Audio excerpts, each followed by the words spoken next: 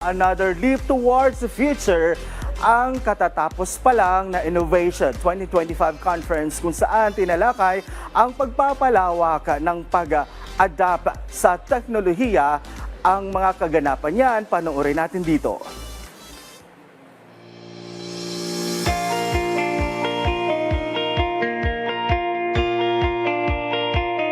Matagumpay na isinagawa kamakailan lamang ang Innovation 2025, isang conference tungkol sa next generation technologies at innovation na may layuning i-bridge ang gap sa pagitan ng akademya at iba't ibang industriya sa pamamagitan ng Global Conference at Hackathon Series.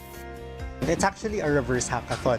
So we have companies pitching their problems to the participants. And one of the other reasons why we're doing this is because based from experience, we also know why some startups fail. By creating a reverse hackathon, we're actually giving the participants, the startups, their first client. So it's actually one step to becoming sustainable. Ang international conference series na ito na inorganisa ng Philippine Coding Camp in cooperation with Animo Labs ay ginanap sa isang universidad sa Pilipinas. Suportado rin ito ng Department of Information and Communications Technology ng Philippine Space Agency at marami pang iba. At sa loob ng 2 araw ay nagtipon-tipon dito ang mga innovators, educators, industry leaders at mga estudyante upang i-explore kung ano ang mga bago sa AI blockchain, cloud computing, AOT, and smart environments, space and satellite technology at digital transformation sa Pilipinas.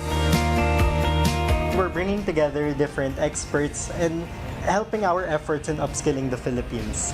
And aside from that, this event that we have today, it's not just the whole thing. It's actually just the launch of a series of hackathons and workshops that we're going to launch throughout the year.